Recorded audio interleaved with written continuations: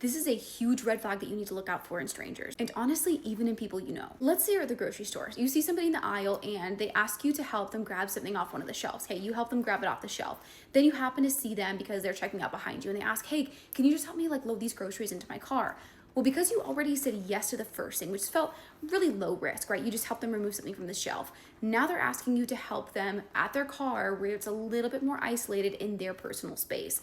Now you're feeling a little bit less comfortable saying no than maybe you would have the first time. So now let's say, okay, you say yes. So you go out to their car, you're now helping them load their groceries. Now they ask you to help with something in their car or to help with directions or maybe connect their phone to something. And now they're getting you in even more of an enclosed, isolated space.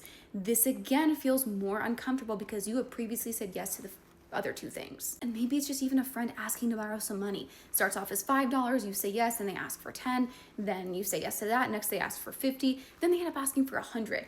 Every time you say yes to something, it makes it less likely you'll say no to the next thing. This is a tactic called foot in the door. They, in essence, get their foot in the door by getting you to say yes or agree to a smaller request, and those requests continue to get larger and bigger and maybe even have a higher risk associated with it. This is where that whole idea of like say no and be rude to strangers comes from. You just don't know what they can continue to ask you, and you don't want to be caught in a situation where you feel uncomfortable doing that. And better yet, I would always have non-negotiable emergency excuses to say no if you're not somebody who tends to be confrontational or can easily say no to someone. This is something that can't be changed, and it's something that has to be tended to right then and there. I'm so sorry, I just realized that I'm late for an interview and I have to go. It is something that you can't change, and there's a time restraint on there. You have to get going. There's no time for that person to sit and barter with you. It helps easily remove you from that situation, especially again if you don't feel comfortable with confrontation. Be aware of this tactic, stay aware, stay alert, and don't